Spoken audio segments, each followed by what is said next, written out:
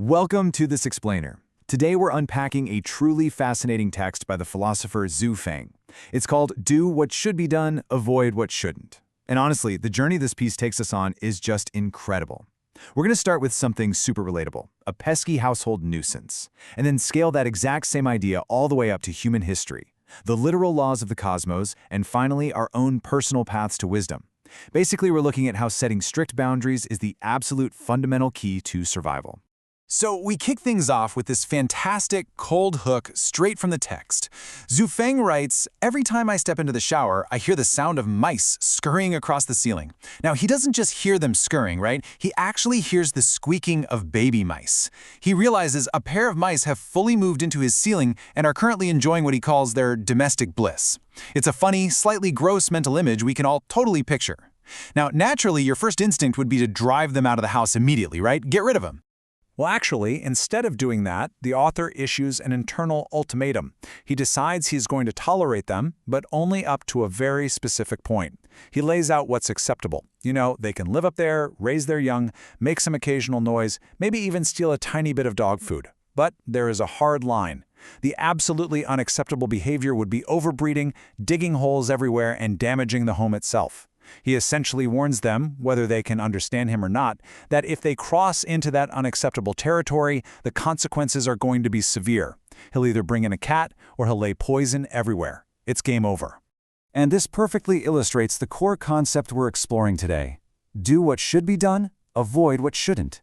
It's an ancient philosophy, but that shower anecdote just nails it. You see, the mice have been granted survival skills by nature, and the author respects their right to exist.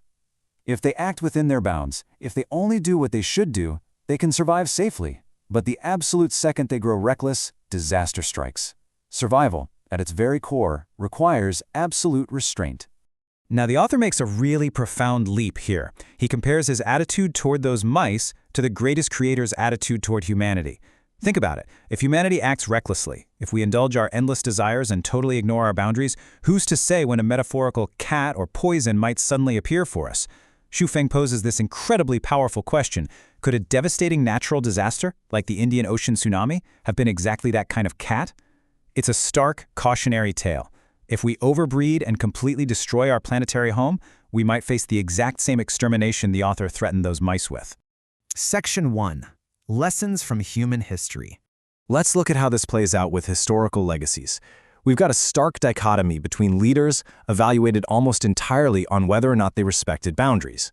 Take Yuan Shikai, a historical figure who notoriously disregarded moral bounds. He basically just acted exactly as he pleased. The result? He has been reviled for generations. Now contrast that with George Washington. He had the opportunity to seize absolute king-like power, but he stepped down. He exercised absolute restraint. He did what should be done, avoided what shouldn't, and as a result, he celebrated centuries later. This brings us to a really crucial rule of 4 outlined in the text, and it's all about the massive dangers of monopoly. Here it is. Good fortune should not be enjoyed alone. Power should not be monopolized. Benefits should not be hoarded, and the world should not be ruled by one person. It is so intoxicating, isn't it? That desire to want to control absolutely everything once you find a bit of success. But this text explicitly warns against that exact impulse. Take Qin Shi Huang, for example. Unifying a nation is a monumental, world-changing achievement, but he utterly failed to exercise restraint. Because he didn't understand what shouldn't be done, he engaged in the infamous burning of books and the literal burying of scholars alive.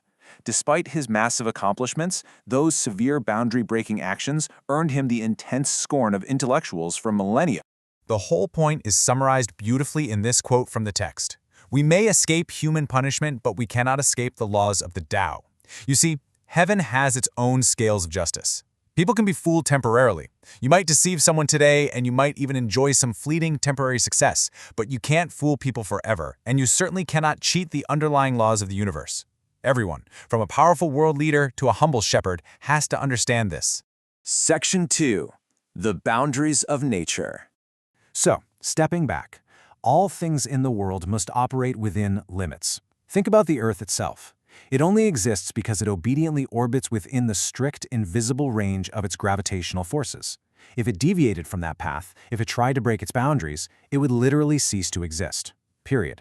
The exact same goes for the animal kingdom. Tigers and leopards hunt in their specific territories. Mice and cockroaches scavenge in the shadows. If any of these creatures exceed their natural designated boundaries, disaster isn't just possible, it is absolutely inevitable. Section 3. The Spiritual Sanctuary.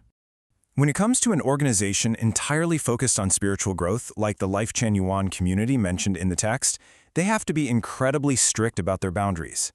Their areas of action are strictly matters of the spirit and the soul. That's it. Their areas of avoidance, however, are vast.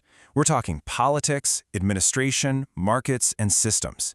The text emphasizes that in these other fields, they're amateurs, they're unqualified. And even if they did have some knowledge, they know they can't monopolize every single good cause in the world. They actively choose to leave vast, wide-open spaces in society for other people to thrive and shine. As members of this community, they are taught to act as if they are literally walking a tightrope. And honestly, this baseline is just so beautifully practical. Let's run through it. Keep silent on things you do not understand. Not out of indifference, mind you, but out of caution. If you can't produce masterpieces, the absolute minimum requirement is to not create garbage. If you can't ensure peace, don't cause chaos. And if you can't help others, at the very, very least, do not harm them. It is just such a pragmatic, grounding way to ensure you never cross into what shouldn't be done. Section 4. The Path to Wisdom. So how do we apply this? The text outlines 2 fundamental steps. Step 1. Recognize that humans cannot conquer heaven, we can only align with it. We simply cannot reject the natural order of things, we can only follow it. Step 2. Adapt to circumstances and go with the flow of nature. True leadership and true wisdom always comes from adaptation. It never, ever comes from forceful, ego-driven domination. To really illustrate this idea of adaptation, the text points to the ancient Chinese leader Yu the Great. When faced with catastrophic flooding, the natural human instinct might be to stubbornly build a massive wall and just try to block the flood, right? But that's an ineffective, disastrous defiance of nature. Yu the Great, however, controlled the floods by channeling the water. He adapted to the flow. As the text notes, a reservoir must have a spillway to ensure the long-term safety of its dam. Energy has to be guided. It cannot be stubbornly suppressed. Reaching this level of alignment is obviously not easy. Xu Feng includes this famous quote from Confucius. At 50, I understood the will of heaven. What's really striking here is the author's own humility. He notes that while he himself is approaching 50, he freely admits he hasn't yet fully grasped the will of heaven. But he knows exactly where the starting line is. And that starting line is crystal clear. To become a sage, to reach that ultimate understanding, you must first know exactly what to do and exactly what not to do. Which leaves us with a final provocative thought to take away from our explainer today. What is your boundary? Where is the line in your life, your career, or your relationships where you must exercise absolute restraint? Think on that for a bit. Thanks so much for joining me today, and I really hope this sparked some powerful self-reflection for you.